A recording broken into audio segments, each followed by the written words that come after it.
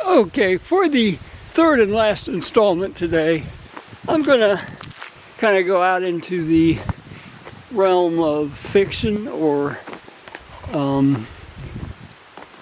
extrapolating stuff that we've already taken several steps that are assumptions that haven't been proven. Panspermia, the ubiquity of single cell life across the universe.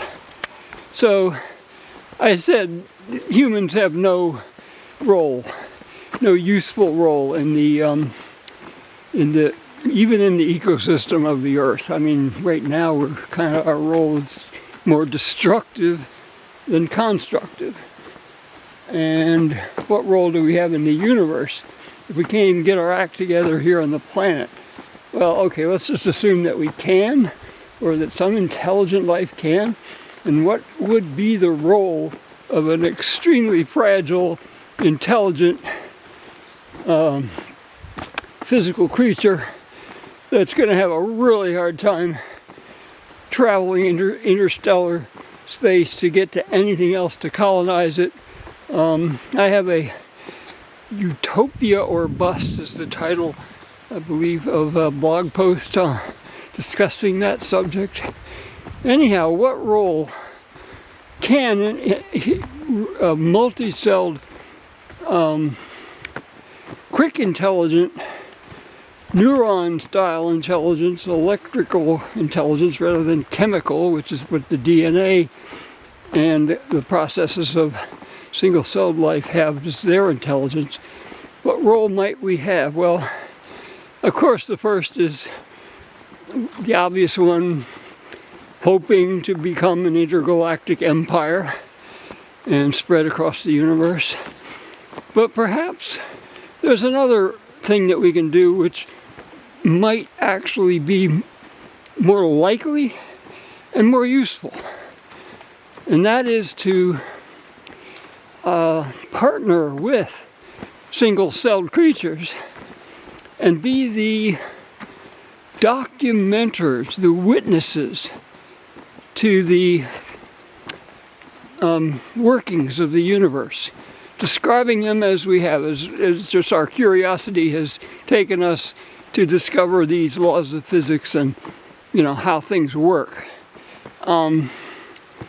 So take that knowledge that we have gained and somehow program it into the DNA of single-celled creatures that can then propagate across the universe and settle on another planet somewhere, and on that planet intelligent life develops and is able to decode that DNA and read the messages that we have programmed into these single-celled creatures.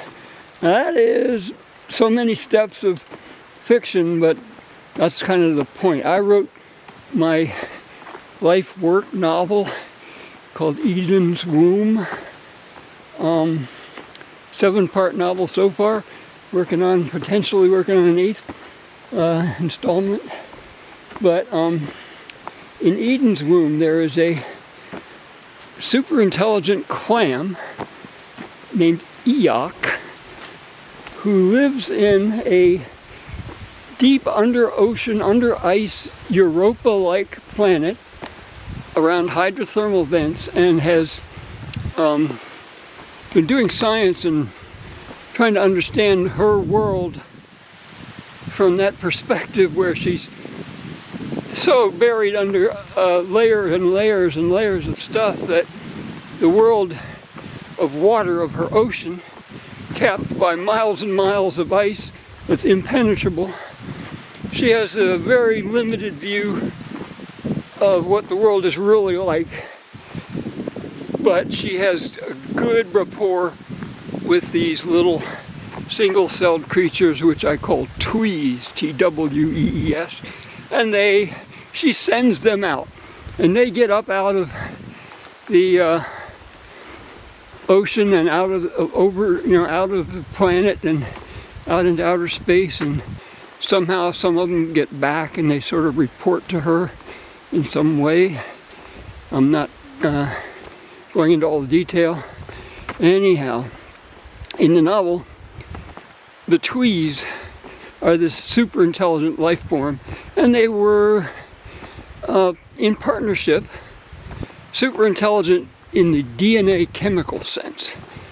And they had developed a partnership with Eoc and the super intelligent race of clams. So that's another role, thinking outside the box. What ways could we become useful to the universe?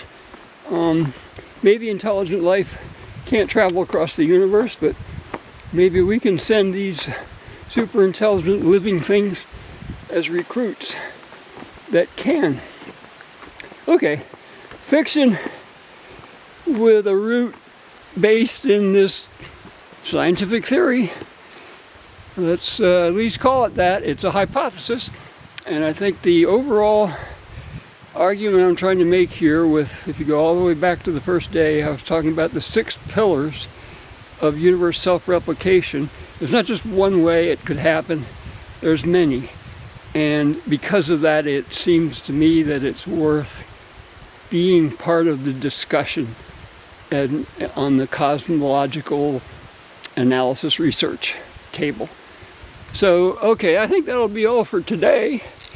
And I'm trying to look at the camera lens rather than at my screen so that I am more presentable, this old ugly old face.